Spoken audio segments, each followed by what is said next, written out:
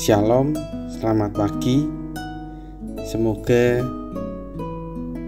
kita semua diberi kesehatan oleh Tuhan.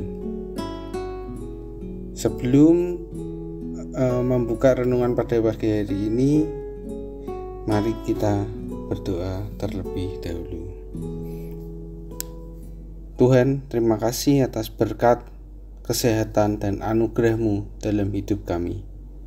Sebentar kami akan merenungkan firman-Mu.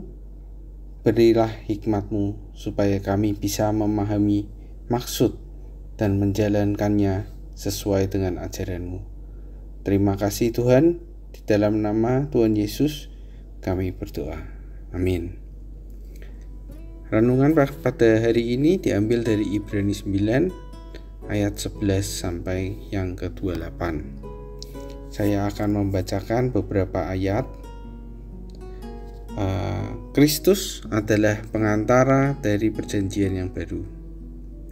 Ayat ke-12, dan ia telah masuk satu kali untuk selama-lamanya ke dalam tempat yang kudus, bukan dengan membawa darah domba jantan dan darah anak lembu, tetapi dengan membawa darahnya sendiri. Dan dengan itu telah mendapat kelepasan yang kekal. Ayat 15, karena itu ia adalah pengantara dari suatu perjanjian yang baru, supaya mereka yang telah terpanggil dapat menerima bagian kekal yang dijanjikan. Sebab ia telah mati untuk menebus pelanggaran-pelanggaran yang dilakukan selama perjanjian yang pertama.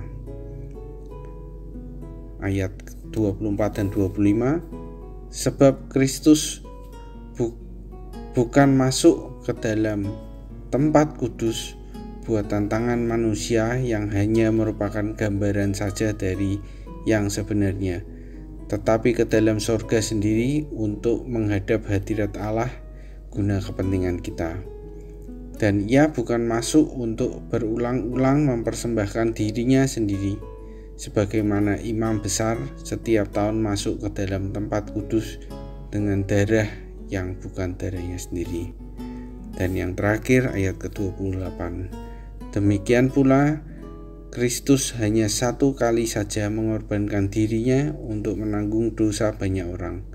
Sesudah itu ia akan menyatakan dirinya sekali lagi tanpa menanggung dosa untuk menganugerahkan keselamatan kepada mereka yang menantikan Dia.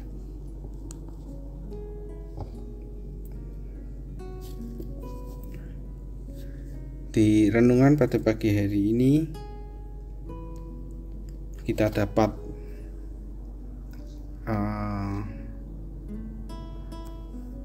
menarik kesimpulan bahwa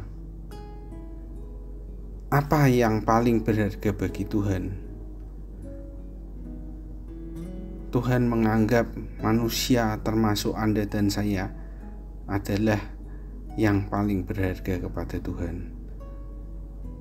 Sebab semua manusia sudah berdosa dan upah dosa adalah maut.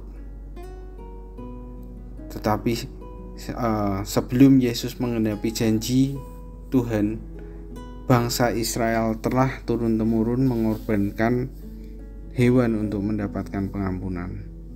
Namun, setelah Kristus mengorbankan dirinya untuk menanggung dosa manusia, tidak perlu ada lagi kurban hewan. Tuhan sudah membuktikan betapa Anda dan saya sangat berharga melalui pengorbanan Kristus. Mungkin bagi beberapa orang, hidup kita sudah tidak berharga karena terlalu banyak dosa-dosa yang kita lakukan. Namun di saat kita mau bertobat dan datang kepadanya, Tuhan akan mengampuni. Sebab di mata Tuhan kita sangat berharga buatnya. Jadi pakailah hidup kita untuk memuliakan namanya. Amin. Mari kita berdoa. Tuhan, terima kasih Engkau telah mati untuk menebus dosa manusia.